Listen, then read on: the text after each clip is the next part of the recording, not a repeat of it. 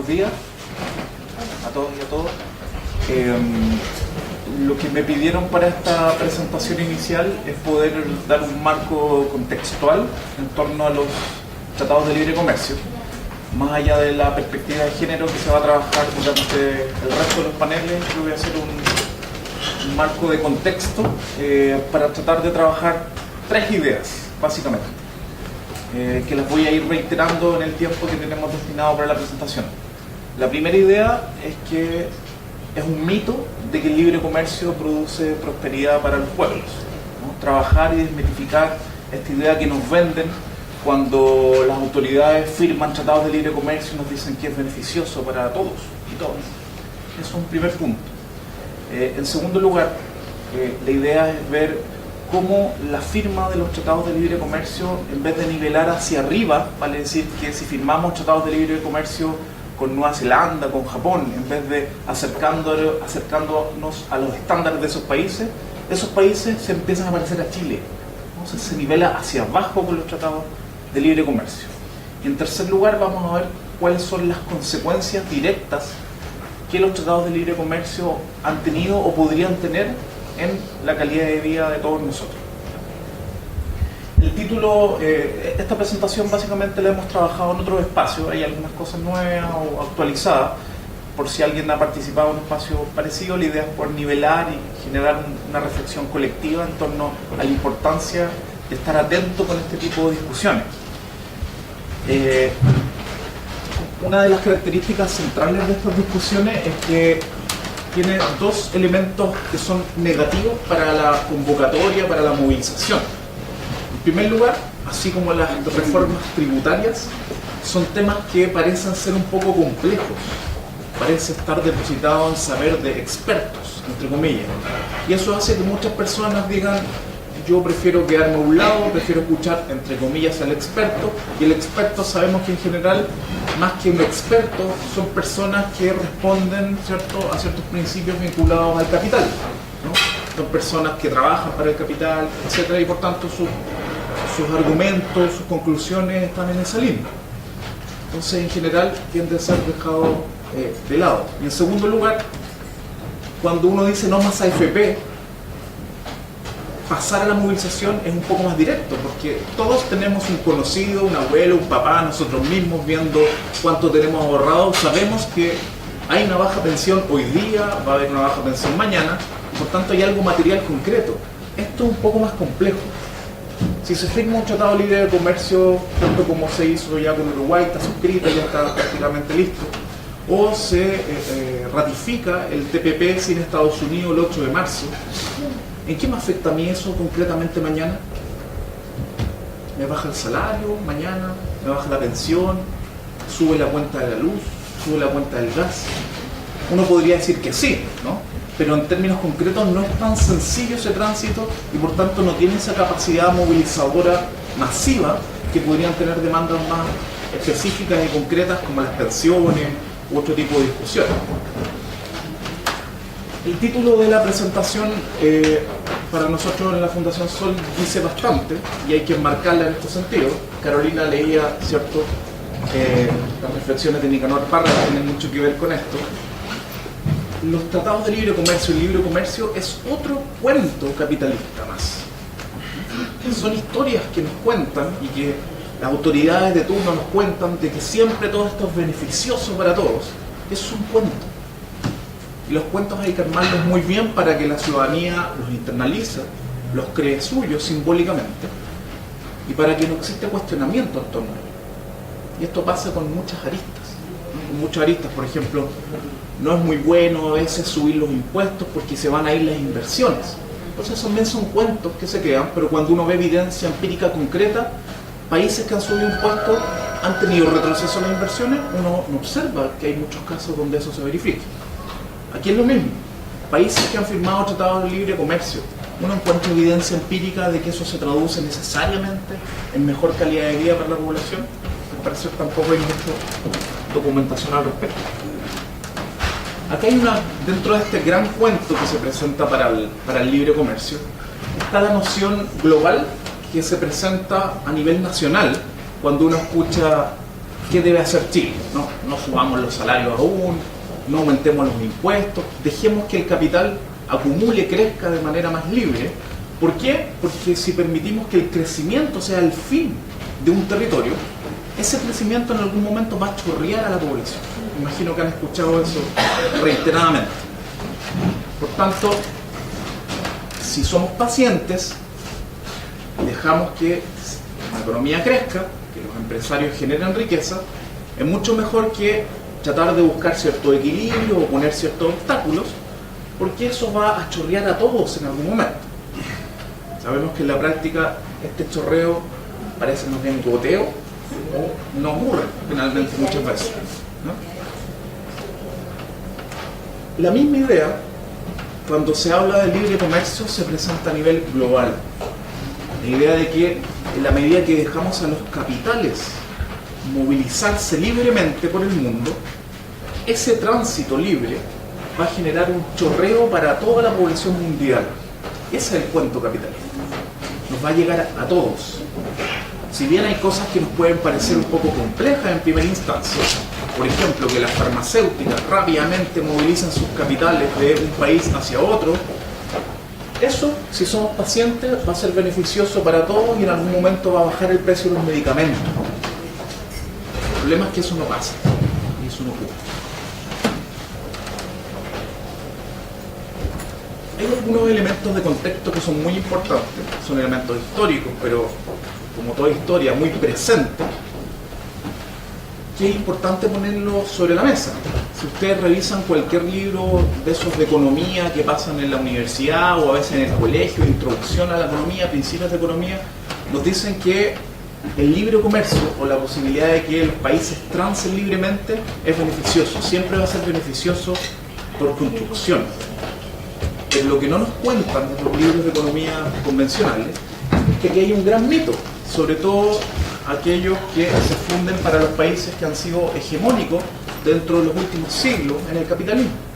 Estamos hablando de Gran Bretaña, estamos hablando de Estados Unidos. Ambos países, para ser lo que hoy son, en términos de Producto Interno Bruto por persona, sabemos que Estados Unidos está teniendo bastantes problemas, no recurrieron al libre comercio, sino que recurrieron al proteccionismo. Protegieron sus industrias, protegieron los sectores productivos estratégicos para crecer. Y eso es muy importante, ¿no? Acá hay como una anécdota, ¿no? Me imagino que conocen a este personaje de Los Simpsons, el señor Flanders.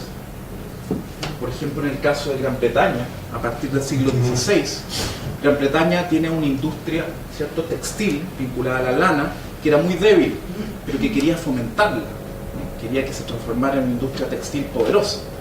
El competidor principal de Gran Bretaña era lo que hoy se conoce como Holanda, Bélgica, los Países Bajos. Ellos tenían una industria textil muy fuerte.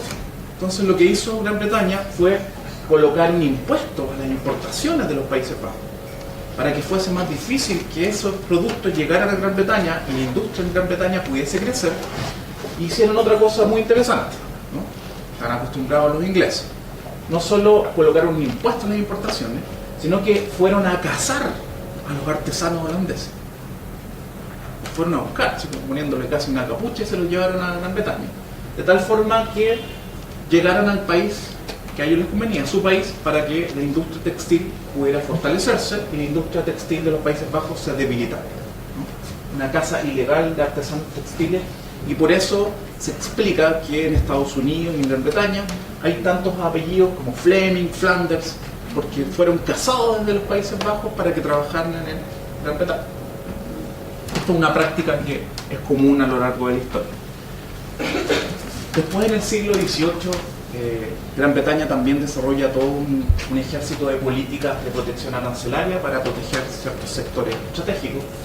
De hecho, en 1770 ya era un país gigantesco que no necesitaba protección, pero siguió manteniendo impuestos importantes a las importaciones, y recién, más hacia fines del siglo XIX, es donde Gran Bretaña se abre al libre comercio. Y esto es muy importante. Gran Bretaña y Estados Unidos se abren al libre comercio cuando ya son grandes y poderosos, no antes. Sin embargo, hoy día, y hace bastantes décadas, le piden a los demás países que se abran sin ser grandes ni poderosos.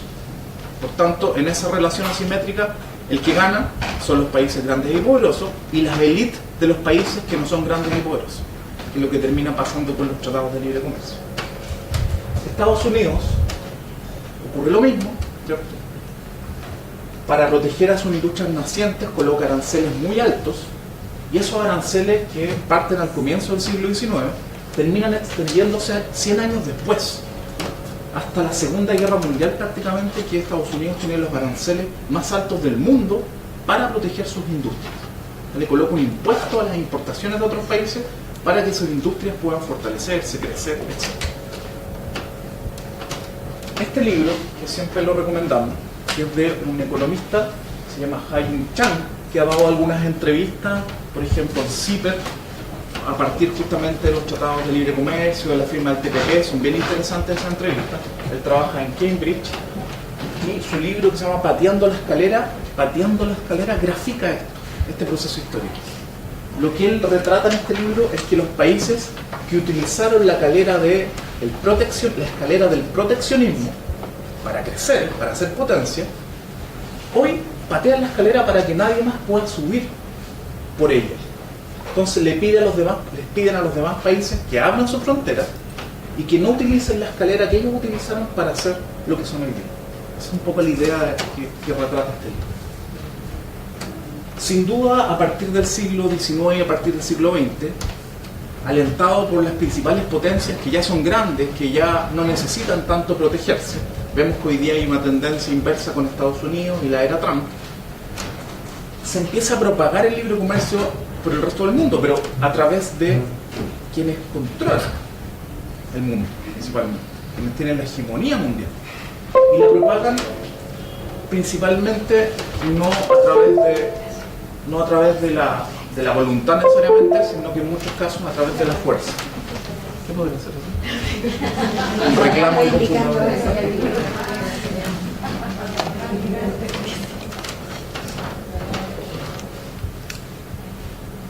Ahí parece que se arregla.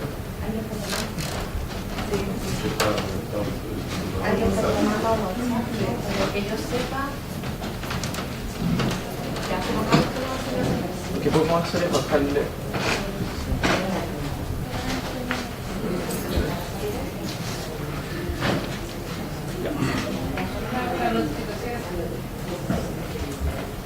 Le bajé el volumen al computador, eso puede ayudar. Ya. Entonces, la idea central es que el libre comercio a partir del siglo XIX, a partir del siglo XX, se empieza a propagar, pero a través de medios que para nada son libres, ¿no? Se empieza a obligar a los otros países de ingresos medios, de ingresos bajos, a abrir sus fronteras, porque no les queda otra opción, necesitan préstamos de organismos multilaterales o de los propios países que son potencias, a través de la colonización y a través de los distintos medios que ustedes han podido ver a lo largo de la historia. Y aquí hay algo muy interesante, ¿no? En general, cuando uno revisa la historia del capitalismo hasta el día de hoy, uno ve que se ha tratado de colocar como dos épocas, ¿cierto?, que son doradas o que son de alto crecimiento en relación a lo que teníamos antes. Una primera época, que podría ser el apogeo del capitalismo, después de los comienzos de la Revolución Industrial, es la que ocurre antes de la Primera Guerra Mundial, entre el año 1870 y 1913. Se conoce como la edad de apogeo liberal, que gracias a las políticas liberales el mundo crece como nunca antes había crecido. De hecho, la tasa de crecimiento para ustedes probablemente es baja. Si ven ahora que el mundo, Europa occidental, al año en promedio está creciendo 1,3%, si uno dice en comparación con hoy son números bajos, pero en comparación a lo que crecía el mundo anteriormente, que crecía al 0,2, al 0,3, esto es importante. Son tasas de crecimiento que son 5 o 6 veces más que los siglos anteriores. ¿Cómo se creció? Principalmente a través de políticas proteccionistas, no a través del libre comercio. Si recordamos, Gran Bretaña y Estados Unidos, incipientemente más en este periodo, que lideraron los procesos de intercambio comercial, protegían sus industrias nacientes, los distintos sectores productivos. Entonces aquí develamos la mitad del mito. un momento que se reconoce como apogeo, de auge, liberal, no era liberal, porque había fuertes políticas proteccionistas. De hecho, esto es bien interesante porque América Latina, a partir de 1810, 1820, 1830, empieza a generar procesos de independencia. Empieza a romper los tratados comerciales que habían sido impuestos a través del proceso de colonización. Justamente en este periodo, donde en general muchos países de América Latina no tienen tratados de libre comercio ni a la fuerza ni formales, es el continente que más crece en el mundo. Crece 1,86% promedio al año, más que Europa Occidental, y es un periodo donde no practica el libre comercio en términos formales en América Latina. Entonces, nuevamente, en un momento donde hay más protección, donde los países autónomamente, en América Latina siempre de manera incipiente, comienzan a decidir lo que quieren hacer, hay mayor crecimiento. Es un periodo donde no hay necesariamente libre comercio. Y lo mismo sucede para lo que se conoce como la era dorada del capitalismo, que es el periodo después de la Segunda Guerra Mundial, que es el periodo donde la economía mundial más crece hasta el día de hoy. Las tasas de crecimiento después de los 70, 80, 90, 2000 nunca han alcanzado en términos globales los valores que aquí se observaron. Por ejemplo, entre el año 50 y el 73, Europa Occidental crece promedio al año más de 4%. Estados Unidos 2,5%, Alemania 5%, Japón 8%. Son tasas de crecimiento que en términos comparados nunca más se volvieron a dar en periodos largos. El desempleo, ¿cierto?, fue reducido en esta parte del sistema mundo, ¿cierto?, de manera importante, con tasas en torno al 4%, 4,5%. Y en general las causas dadas por la historia que nos cuenta el capital nos dicen que esto se podría haber producido básicamente por los siguientes tres factores. Porque las tecnologías que se desarrollaron en las guerras mundiales después quedaron ahí y se utilizaron para hacer crecer los aparatos productivos. Primera razón. Segunda razón, porque se creó una serie de instituciones, como el famoso Banco Mundial, que ha estado en la palestra en las últimas semanas, el Fondo Monetario Internacional, que su rol inicial fue tratar de ayudar a que los países se levantaran después de la guerra, se pudieran reconstituir, hay préstamos para los países, y eso ayudó a que se dinamizara la economía. Algo parecido al efecto terremoto en Chile, cuando el año 2010, el primer año del gobierno de Piñera, se creció bastante a raíz del terremoto que ayudó a generar empleos, etc. Pero un efecto pasajero. Y en tercer lugar, que uno dice, aquí ya es como una redundancia, nos dicen que una de las causas de este enorme crecimiento, la época dorada del capitalismo, tiene que ver con la naciente institucionalización de los tratados de libre comercio. Vale decir, cuando el mundo comienza a darse una institucionalidad para los tratados de libre comercio, que en ese momento se llama el GATT, el Acuerdo General sobre Aranceles Aduaneros y de Comercio, y se empieza a integrar el mundo en Europa, etc., se empieza a despegar el capital. Nuevamente, el cuento es que libre comercio, sinónimo de crecimiento y prosperidad. Pero lo que pasó en este periodo, según nuestra opinión, y según intelectuales como David Harvey u otros, indican que es lo contrario.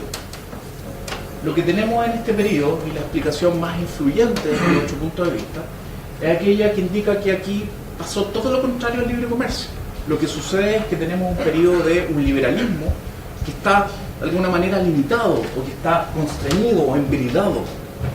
En este periodo se produce una suerte de pacto entre capital y trabajo. Comienzan a fortalecerse los sindicatos, comienzan a aparecer leyes vinculadas a la seguridad social, y tenemos un periodo donde el capital ya no puede desplazarse libremente por donde quiera. Siempre tiene primacía, sin duda, pero hay algún grado de contención por parte de los trabajadores, de las trabajadoras. Eso es lo que se conoce como un liberalismo, un capitalismo que está constreñido, está embridado por cierta institucionalidad. Por ejemplo, el estado de bienestar en Europa Occidental, el fortalecimiento de los sindicatos, la creación de empresas públicas, que también incluso en Chile se da ese fenómeno a través de la Corfo. Vemos después cómo se privatizan esas empresas. Políticas industriales selectivas, o sea, proteccionismo. Proteger a ciertas industrias para que crezcan. que es lo que Chile intentó hacer en este periodo a través del proceso de industrialización por sustitución de importaciones, que fue muy acotado y que después fue rápidamente, ¿cierto?, exterminado a partir de la dictadura. Se fortalecen las regulaciones financieras, ¿no? Los intercambios de los capitales financieros no son hoy día que están en un caos, sino que tienen ciertas restricciones para poder movilizarse. Y políticas que se conocen como macroeconómicas de contención. Cuando la economía baja, se ayuda a la población. No como hoy día ocurre, que cuando la economía baja se le pide a la población que se apriete el cinturón. O sea, que gaste menos incluso, se le ayuda menos. Entonces aquí tenemos una tesis que es totalmente contraria, y según la evidencia empírica nos dice que cuando el mundo en general crece más, no lo hace de la mano del libre comercio empujado por las grandes potencias, sino que ha sido al revés. Cuando el mundo ha crecido más, ha sido porque el capital ha tenido más restricciones. Ha habido un equilibrio, ¿cierto? Nunca va a ser simétrico, pero un poco más de equilibrio entre capital y trabajo. ¿Dónde se inserta el despliegue, ¿cierto?, en la expansión de los tratados de libre comercio? Y eso es muy importante ubicarlo en el periodo actual. Desde los 80 en adelante, incluso en Chile uno podría pensar en un par de añitos anteriores, somos incipientes en esa línea, se comienza a implementar lo que se conoce como el proyecto neoliberal, un proyecto político, económico, cultural, cuya función es la siguiente, la podríamos graficar de la siguiente manera. Recordamos que en el periodo anterior el capital lo teníamos como un poquito amarradito, no podía hacer lo que quería, había, ¿cierto?, un hibridamiento, como dice Harari. El neoliberalismo lo podríamos definir como un proyecto para desembridar o sacar los obstáculos para el capital. Que a veces se escucha tanto la palabra neoliberalismo, así como todo, ¿no? Nosotros, al igual que Harvey, lo entendemos como un proyecto restaurador de clase, de la clase capitalista, para recuperar y aumentar las tasas de ganancia que por alguna razón en los 70 y los 60 se habían estabilizado, no es que se habían reducido al mínimo, se habían estabilizado, ganaban como siempre, pero no ganaban tanto como empiezan a ganar en este periodo, de los 80 en adelante. Entonces, un proyecto de restauración de clase para que el capital pueda recuperar y acelerar su tasa de ganancia. Y hay que sacar todos aquellos obstáculos que lo tienen incómodo: sindicatos, impuestos, estado de bienestar, ojalá privatizar los sistemas de pensiones, eso incomoda al capital, privatizar la educación, relajar cualquier ley ambiental y, algo muy importante, darle libertad de acción al capital, pero ya no solo a nivel nacional o local, sino en general a nivel mundial, que es algo que sucedía anteriormente, pero ahora se intenta que esto sea masivo, aprovechando las nuevas tecnologías, las nuevas comunicaciones. Por tanto, para que este proyecto neoliberal tenga éxito a nivel mundial, se necesita de ayuda y se necesita de un Estado neoliberal. Y un Estado neoliberal es aquel Estado que propicia los espacios para que el capital pueda acumular con los menores obstáculos posibles. Incluso le pasa plata al capital. Ejemplo, crédito con aval del Estado. El Estado le pasa plata al capital para que acumule. Y otros múltiples ejemplos: las cotizaciones de los trabajadores y trabajadoras a través de la AFP. El Estado obliga a que los trabajadores y las trabajadoras le pase plata al capital y no la pueda ocupar en pagar pensiones para que acumule. Por tanto, el Estado neoliberal tiene un rol muy importante, y ese rol significa que debe garantizar, incluso mediante el uso de la fuerza, los Estados tienen una fuerza para ello, el correcto funcionamiento de los mercados y la extensión de los mercados. Porque si se producen ciertos bienes y servicios, yo necesito venderle a una población mayor, necesito extender los mercados. Y una forma extraordinaria para extender los mercados son los tratados de libre comercio. Ese es el interés que hay detrás en términos generales. Esto de las buenas intenciones, de los ciertos acuerdos de buena voluntad, se dan las manos a las autoridades. Esto es lo que está detrás en términos gruesos: extender mercados. Aquí no se están integrando los pueblos, se está integrando solo el capital.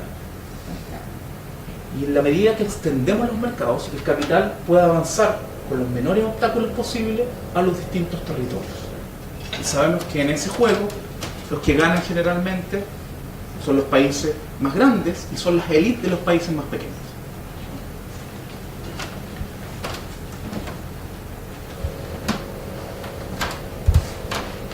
la idea de la globalización y de extender mercados permeó de manera tan fuerte a nivel mundial, así como podemos hacer el símil con la idea de las cuentas individuales en las AFP, de que aunque expliquemos lo importante de un proyecto de reparto solidario, muchas personas dicen, ¿y qué pasa con mi ahorro? ¿No? Como que cuesta de repente luchar contra esa idea. Aquí también, a partir del año 94, donde se firma el primer tratado de libre comercio entre países de ingresos altos o autodenominados desarrollados y otros de ingresos medios o en desarrollo como México, se empieza a generar una propagación de estos acuerdos de países de ingresos altos con ingresos altos con ingresos medios con ingresos medios, etc. La Organización Mundial del Comercio reemplaza al GATT, que habíamos comentado que surge después de la Segunda Guerra Mundial, y se empieza a generar una presión por el libre movimiento de bienes, de capitales, de servicios, de dinero y de personas. De alguna manera comienzan a surgir libros que nos empiezan a vender la idea de que somos todos parte de un mismo territorio.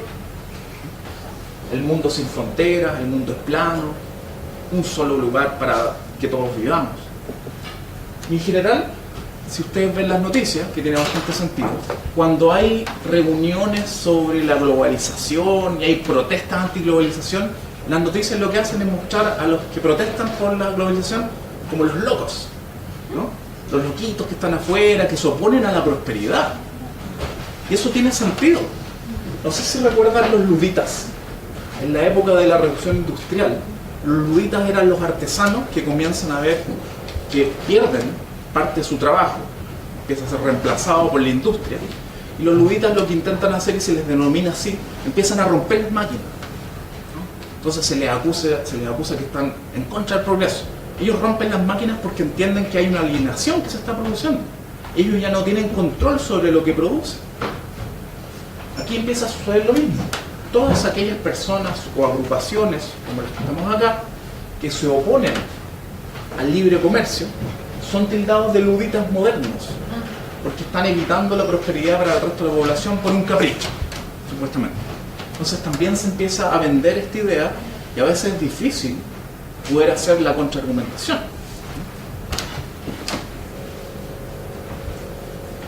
Esa es la primera parte, que es importante siempre tenerla en contexto. Hay muchos mitos, siempre ver un poco la perspectiva histórica. Segunda parte, ¿cómo esto se traduce hoy día en términos concretos? Como ustedes habrán visto, lo mencionaba, ¿cierto?, la Carolina en la introducción, nos han pasado algunos goles en los últimos días de enero, como suele ocurrir en todos los eneros, ¿no?, de las últimas décadas, 4 décadas. Y es que junto con terminar de aprobarse el Tratado de Libre Comercio con Uruguay, que ya había sido suscrito anteriormente, se anuncia ayer en los diarios de circulación nacional, los más masivos, de que el tratado, el TPP, que era este tratado transpacífico, donde habían 12 países y que Estados Unidos, de acuerdo a la era Trump, decidió abandonar, ojo, parcialmente este tratado. ¿Por qué parcialmente? Porque Japón, que está empujando hoy día, que es como la fuerza hegemónica que sustituye a Estados Unidos para empujar el TPP, ya dijo que quiere ir nuevamente a conversar a Estados Unidos para que vuelva. Y no solo traerse a Estados Unidos, sino que quiere traerse a Corea del Sur y al Reino Unido, ¿no? 2 potencias más.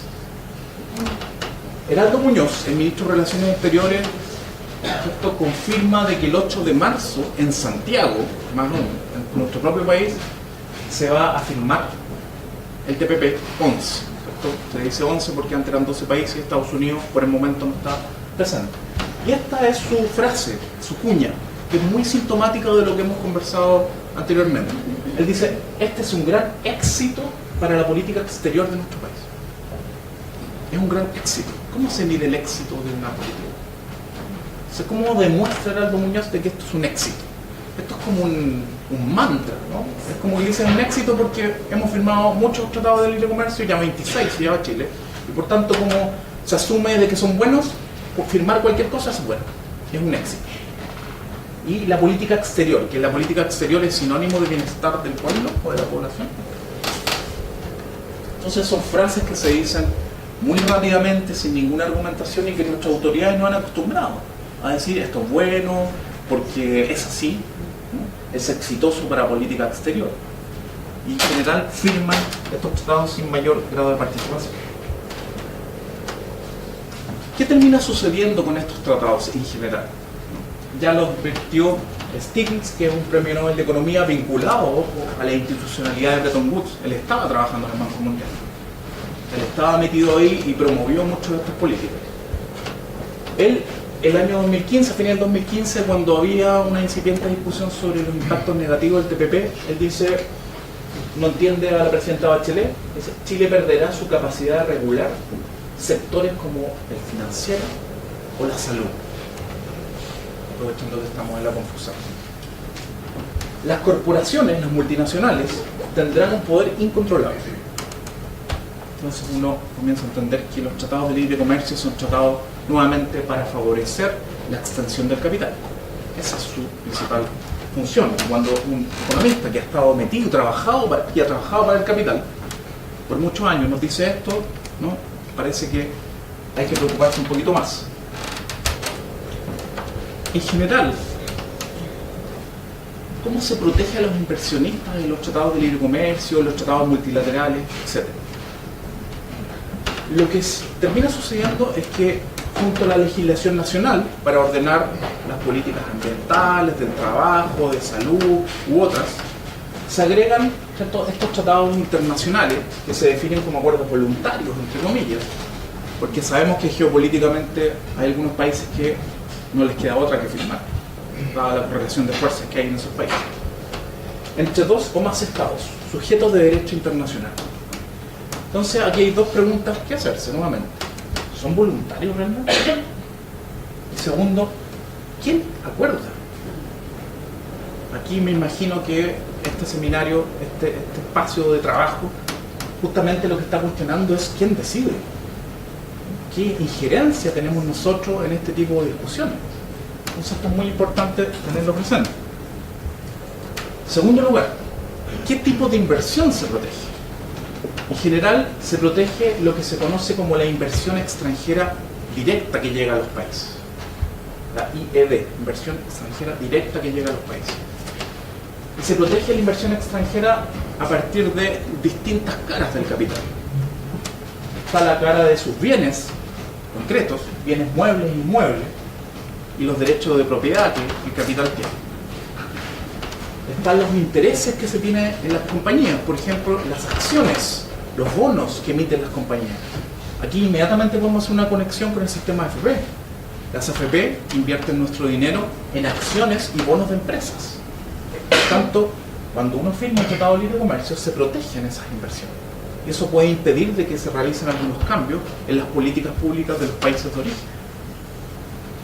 El derecho al dinero o cualquier prestación que tenga valor económico, los derechos de propiedad intelectual, muy importantes en términos de toda la discusión, por ejemplo, farmacéutica, o de la generación, la creación de estos medicamentos para curar enfermedades graves, y concesiones legales para la explotación económica, que son vía derecho administrativo, por ejemplo, derechos del agua, es fundamental para nuestra matriz productiva, concesiones mineras, entre otros. Estamos hablando de que el capital queda protegido en sus múltiples tentáculos a partir de estos tratados de libre comercio. El capital clásico, la plata, que nosotros vemos como circula, sus bienes, sus derechos de propiedad, tanto intelectuales como administrativos, vale decir, los insumos de inicio, el capital como la acumulación originaria queda protegida, el flujo de circulación queda protegido y la venta queda protegida. Todas las fases del capital. Y esto, que es lo más grave, tiene que ver con la solución de las controversias. Se firman los tratados de libre comercio, se protege el capital y uno debería hacerse la siguiente pregunta. Bueno, ¿qué pasa si un país decide hacer uso de su soberanía y decide cambiar una política pública? Por ejemplo, cambiar el sistema de pensión, transitar de un sistema de AFP a un sistema de seguridad social, que es parte de la soberanía de un país. Bueno, está el sistema de solución de controversias o arbitraje.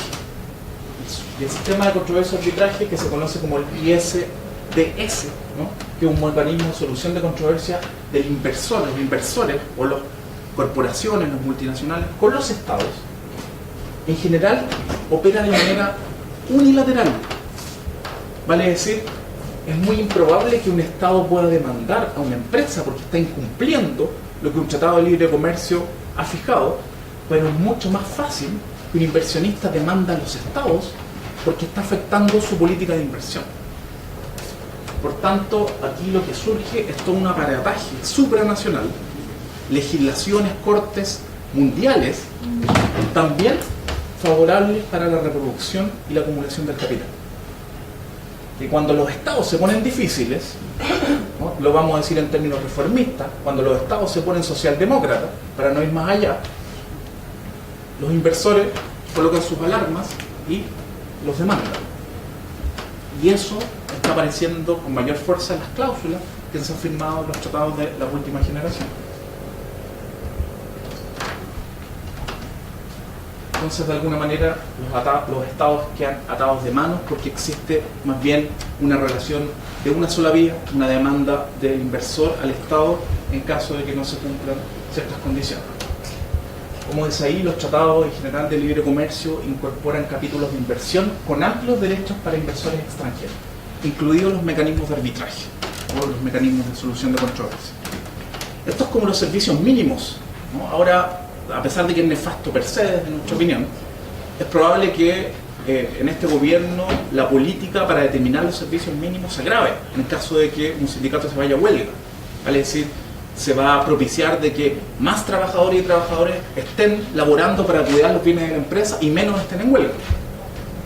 Entonces aquí tenemos lo mismo, una institucionalidad firmada que parece neutra pero que empieza a ser favorable para la acumulación del capital. De hecho, acá hay un pequeño ejemplo. Esto es un artículo del TLC suscrito con Uruguay. Esto es parte del capítulo 18, justamente en el concepto de solución de controversia o diferencia.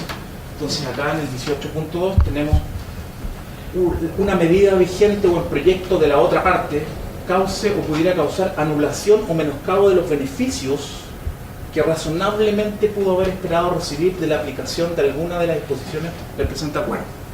En general, esto es más bien unilateral. Esto quiere decir que podemos poner, en vez de la otra parte, pongámosle el capital, o la empresa multinacional, o la corporación, para entenderlo de manera más directa. En caso de que vea algún menoscabo de sus beneficios, nuevamente, el caso que tenemos más fresco, y aprovechando este espacio que ha dado fuerte disputa en aquellos, el tema de las pensiones. Si una AFP de capitales extranjeros dice, a ver, yo cuando invertí, el sistema de pensiones chileno era este, y yo generaba esta rentabilidad sobre lo que yo invertía, 20%, 25%. Cambiaron el sistema de pensiones, soñemos un poco. Sí, no vamos a lograr. Cambiamos el sistema de pensiones, pasamos la seguridad social, las AFPs quedan reducidas solo el ahorro voluntario, como puede ser un banco o cualquier otro, sus utilidades van a bajar sensiblemente, y ellos podían demandar al Estado chileno. Porque cuando firmaron, ¿cierto?, los acuerdos, cuando proyectaron sus políticas de inversiones, la realidad era otra.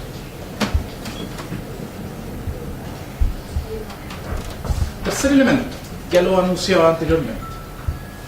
Como ustedes ya lo avisoran, en general lo que se produce con la firma de los tratados de libre comercio, tanto bilaterales como multilaterales, es una suerte de convergencia descendente. En vez de converger, de nivelar hacia arriba, como se dice, o sea, que nos parezcamos, no sé, que tengamos el permiso paternal de Japón, o tengamos la negociación colectiva por rama de Alemania, etc., los otros países que firman tratados de libre comercio se empiezan a parecer a Chile. Entonces, todas las buenas intenciones que se dice, esperaremos que no haya daño al medio ambiente, no hay mecanismos concretos para que eso sea una realidad. No hay ninguna exigencia de que Chile se parezca en las políticas ambientales a Austria, por citar a cualquier país. No hay ninguna exigencia que Chile se parezca en sus políticas laborales a Noruega. No hay ninguna exigencia que las empresas noruegas que están en la salmonicultura tengan el mismo trato y el mismo pago con sus trabajadores que la misma empresa que opera en Noruega, en su país de origen. Son puras buenas intenciones en general. Entonces, como dice ahí, ¿cierto?, una cita del economista José Gabriel Palma, él indica que en general no es que nuestra desigualdad iba a civilizarse a los niveles de la OCDE, vale decir, reducir la desigualdad, sino que es al revés. Los países de la OCDE, cuando firman tratado de libre comercio, se empiezan a parecer a nosotros. Claro, porque el capital empieza a circular en los lugares donde es más rentable, es más barato, puede saltarse las políticas ambientales, por tanto se empiezan a relajar los estándares, cuando el capital circula sin contrapesos por el resto del mundo. Lo mismo, también en el caso de nuestros mercados laborales, no es que estos iban a evolucionar con la globalización neoliberal hacia los niveles de progreso de sus contrapartes en países más desarrollados, sino al revés. Ejemplo, Estados Unidos. Si uno fija el comienzo del neoliberalismo como proyecto político, en los 80 aproximadamente, cuando asume Reagan, fíjense la distancia entre los niveles de productividad del trabajo y los salarios. ¿Cierto? Los supuestos de la economía neoclásica nos indican que a las personas le pagan lo que producen, que es algo que sabemos que es irreal. Por tanto, uno esperaría que si la productividad aumenta, los salarios deberían aumentar en la misma cantidad al menos. Lo que tenemos en los 80 es que la productividad aumenta, hay periodos que aumenta menos, pero aumenta en términos de tendencia de manera constante hasta el día de hoy, y los salarios se han estancado. Estados Unidos empieza a parecer mucho más a Chile, que Chile necesariamente, u otros países, México que firmó el Tratado de Libre Comercio, se parezca al Estados Unidos de la posguerra. Aprovechando que este es un seminario que tiene una aplicación y una perspectiva de género, fíjense lo siguiente. Esto tiene dos particularidades. Chile y Uruguay firman Tratado de Libre Comercio con enfoque de género. ¿Y por qué es un enfoque de género? Porque el capítulo 14 es un capítulo de género. El capítulo 14 es de género. Está en la página web de la Direcon. Ustedes bajan acuerdos, todavía no aparece el de Uruguay como aplicado, son suscritos, ponen Uruguay, lo bajan, buscan el capítulo 14 y tratan de leer, no es muy largo el capítulo de género. A lo mejor ya lo han leído. No dice nada. Son puras cosas generales, de buenas intenciones, que en términos realistas, ¿sí? Y en términos estructurales, las discusiones feministas que se han dado no tienen nada que ver con esto, de ninguna manera. Y lo otro curioso es que ¿hay alguna mujer ahí? Sí. O sea, solo como un elemento también simbólico. Entonces lo que uno esperaría es que los tratados de libre comercio, en vez de que sufrieran la convergencia descendente, deberían, para que en el fondo nos empezáramos a encantar con ellos, cosa que desde nuestra opinión nunca va a suceder, debería haber una convergencia ascendente. Entonces, por ejemplo, estos son los permisos parentales obligatorios, o sea que el padre no puede trasladar a las mamás, ¿cierto? Porque hay algunos que son transferibles, eso no tiene ninguna gracia, termina siendo transferido todas las madres y los papás nunca se toman los permisos paternales. Entonces fíjense, aquí están las distintas realidades de algunos países de la OCDE. Aquí está Chile, 5 días para el papá, no permiso paternal, o sea, nada, ¿no? Eso fomenta de que exista una carga fundamentalmente en las mujeres, en las labores domésticas y de cuidado no remuneradas. Chile dice que el 8 de marzo va a firmar un TPP y ahora el país líder ya no es Estados Unidos por el momento, sino que va a ser Japón. Aquí hay 4 grandes potencias en el TPP 11, está Japón, Canadá, Australia y Nueva Zelanda. El resto son países que vienen, está Perú, está México, está Chile, está Malasia, Vietnam, etc., Brunei, etc. Entonces, aquí hay una exigencia. Parezcámonos, por ejemplo, en el permiso paternal, llevémoslo a Japón. O sea, si nos aseguraran, por ejemplo, entre muchas, múltiples cosas, de que Chile se va a parecer al mejor país del TPP-11, al país que tiene el mejor permiso paternal, algo de sentido podría tener, ¿no? O sea, 52 semanas, un año. Lo mismo, tenemos un acuerdo con la Unión Europea en general. Podríamos llevar, por ejemplo, en ese caso, parecido a Alemania o a Bélgica, que tiene 19 semanas, a Portugal, etc. Aquí tenemos un ejemplo concreto que los tratados de libre comercio, de alguna manera, en sus titulares, están llenos de estas buenas intenciones. Pero no hay ningún hecho vinculante que lleve hacia arriba los estándares de los países que tienen peores condiciones, como en el caso chileno para el caso del permiso paternal. Por nada. Entonces termina lo importante para la discusión que ustedes puedan tener en las siguientes mesas, en los paneles, es que un tratado de libre comercio para Chile y para en general los países de ingresos medios bajos, etc., terminan reproduciendo esto, ¿no? El trabajo productivo y el trabajo reproductivo. El trabajo reproductivo recae principalmente en las mujeres, dentro del espacio doméstico, es no remunerado, invisibilizado. y el trabajo productivo es subpagado para hombres y mujeres. Y para las mujeres es aún más subpagado. Entonces tenemos esta doble explotación que nos permite, ¿cierto?, visualizar de que a la hora de ver las estadísticas que se están produciendo en Chile, por ejemplo la encuesta de uso del tiempo, indica que en general, en términos del trabajo no remunerado en Chile, un hombre dedica 2,74 horas al día en todo lo que tiene que ver con el trabajo no remunerado doméstico principalmente, y una mujer 5,89 horas, 3 horas al menos. Y esto no quiere decir que las mujeres no trabajen adicionalmente remuneradamente, lo que se combinan ambos elementos. Un tratado de libre comercio, de acuerdo a los grandes titulares, debería reproducir esto. Si tiene un capítulo de género que no dice nada, no, debería reproducir esta situación. Y es por eso, ¿cierto?, y una de sus múltiples consecuencias en el mundo remunerado, que es interesante también para la discusión que ustedes puedan tener, es que en general se ha hablado mucho de que los empleos que se han generado en los últimos años en Chile han sido con rostros de mujeres, así se vende como slogan. Efectivamente, en los últimos 92 meses, en términos de creación neta de empleos, ¿cierto?, lo que se crea menos lo que se destruye, en Chile en términos de creación neta se han generado cerca de 1.450.000 empleos desde el año 2010 hasta hoy, 1.450.000 empleos.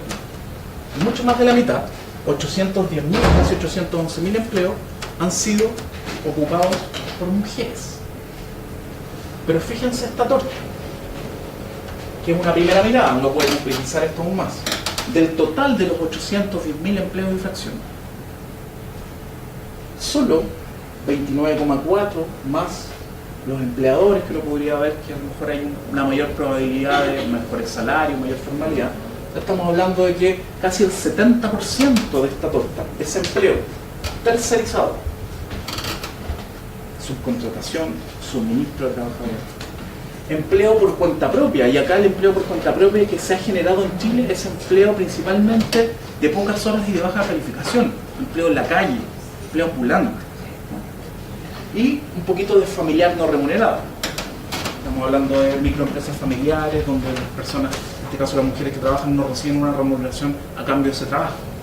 Entonces, nuestra matriz productiva, llena de tratados de libre comercio, con 25 tratados de libre comercio en su entorno, cuando genera empleo, produce este tipo de empleos. ¿Por qué otro tratado de libre comercio o un TPP podría cambiar esta realidad? Uno esperaría que debería agudizar esta realidad, ¿no? Porque no hay cláusulas, no hay hechos vinculantes que irritan a nuestra matriz productiva, por ejemplo, a los derechos laborales, etc. Para finalizar, ¿cierto?, independientemente que Estados Unidos en esta primera pasada no esté firmando el TPP, pero puede ser que se sume en los próximos años, y tenemos otros acuerdos iguales, ¿cierto? Tenemos acuerdos con Estados Unidos, tenemos tratados de libre comercio con Estados Unidos que tienen sus propias normas. Con la mayoría de los países que están en el TPP ya tenemos acuerdos bilaterales o P4 o multilaterales. Es que justamente, como hemos ido adelantando, por ejemplo, la discusión del sistema de pensiones va más allá de la discusión de las pensiones o de la capitalización individual. Es una discusión que tiene que ver con el capital global. Porque si uno revisa, de las 6 FP que existen en Chile, 5 son de capitales extranjeros. 3 son de capitales estadounidenses que controlan casi el 75% de todos nuestros ahorros. Estamos hablando que las FP hoy día están moviendo más de 200.000 millones de dólares. Mucho dinero, 75% del Producto Interno Bruto. Nuevamente, si queremos recuperar algo de soberanía y a punta de movilizaciones y a punta de otras situaciones externas, se lograra cambiar el sistema de pensiones o enunciar un cambio en el sistema de pensiones para pasar a un sistema de seguridad social, aquí vamos a tener una primera barrera. Muchas de estas empresas van a decir, a ver, yo cuando ingresé al país era otra la realidad, mi diseño, mi planificación empresarial, mi política de inversiones era con sistema de AFP, donde las cuentas individuales de la cotización era obligatoria y entraba a mis arcas, yo le cobraba una comisión a los más de 5,5 millones de personas que cotizan todos los meses. Y ahora, cuando me cambien esta realidad, voy a ver, ¿cierto?, la justicia supranacional para demandar a Chile u otro tipo de artilugio para impedir que el país ejerza su soberanía. Obviamente no lo van a decir así, sino que lo van a decir en términos de Estado de Derecho. Lo mismo en educación, como también lo comentábamos en otros espacios. Aquí tenemos una empresa como Laureate International de capitales estadounidenses, que rápidamente estos capitales mutan. Puede ser que entre un 30% de capitales japoneses a su propiedad, entonces son capitales que pertenecen a distintos países y fondos de inversión. Son los dueños de la Universidad Andrés Bello, de la Universidad de las Américas, de la Universidad de Viña del Mar, del Instituto Ayer. Y fíjense que una política que, independientemente que hoy día está avisado que se va a extinguir, pero aún no se extingue, que es un aviso que todos los años permanece pero aún no se termina, como el crédito con aval del Estado, entre el 2005, antes que comience el crédito con aval del Estado, y el 2016, aumentó la matrícula en sus instituciones en 215%. Pasó de 54.000 estudiantes a 178.000. Uno de los principales elementos que podría explicar esto tiene que ver con el CAE. Ellos, ¿cierto?, han capturado 711.000 millones de pesos por el CAE, una política de Estado. Si sacamos esta política de Estado, esta institución podría ser, bueno, yo esperaría que me mantuvieran una política similar. Por ejemplo, una gratuidad de mercado. Que me entren los recursos, que yo siga cobrando aranceles, que el Estado me pase plata a través de la gratuidad de mercado, y así mantengo los niveles de ingresos que tenía anteriormente y mi política de inversión está bien calculada, y ahí no tengo que necesariamente demandar al Estado chileno. Pero si pasa lo contrario y queremos hacer uso de nuestra soberanía y transitar de una gratuidad de mercado como la que existe hoy día, una gratuidad real. Entonces, para terminar, y si hacemos un resumen, uno podría decir las siguientes cosas.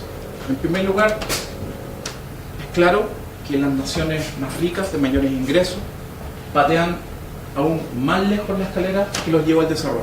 O sea, mientras más grandes son, y tratan de impedir que el resto de los países haga uso de las políticas que ellos utilizaron en los siglos anteriores, tal como nos dice Hayun Chan. Segundo, estos acuerdos, estos tratados de libre comercio, TPP, tratados multilaterales, ojo, vuelven ilegales, que no es solo un tema de que no se usen o que ya pasen al segundo plano, sino que vuelven ilegales prácticas que les permitieron a los países desarrollados llegar al sitial que tienen. O sea, colocar una arancel a las importaciones no solo que no está de moda, no es eso, sino que sería ilegal, sería sancionado por el comercio internacional. Por tanto, no podría utilizarse, a no ser que se traspasara, ¿cierto?, la institucionalidad. Y eso, sin duda, tiene sanciones de parte de los sheriffs mundiales. Tercero, se busca crear una instancia supranacional para que las empresas puedan demandar a los gobiernos en caso de que se vean perjudicadas. Y sabemos que para una empresa cualquier cosa de que cambie levemente es un perjuicio. Por tanto, se termina reforzando la política del status quo a nivel nacional, que los países no puedan mover sus legislaciones, sus políticas públicas, sus acuerdos generales, a través de estas cortes supranacionales. Por ejemplo, ¿qué pasa si queremos aumentar los impuestos en los próximos años y hay tratados de libre comercio, TPP, que empiezan a impedir esto con distintas cláusulas? ¿Qué pasa si queremos aumentar el salario mínimo y eso, una empresa dice, esto afecta a mi política de inversiones, yo con este salario mínimo de 450.000 no puedo funcionar? Demanda. ¿Qué pasa si implementamos una relación colectiva por rama por la misma razón? Por tanto, para finalizar, este tipo de tratados de libre comercio en términos genéricos lo que hacen es que los países pierdan soberanía, los pueblos pierdan soberanía, y lo que se termina integrando y que nunca va a estar en las declaraciones de las autoridades que nos dicen esta es una política exitosa para la política exterior, para Chile, si es una cosa genérica, lo que se termina integrando es el capital, pero no los pueblos. Eso sería. Muchas gracias.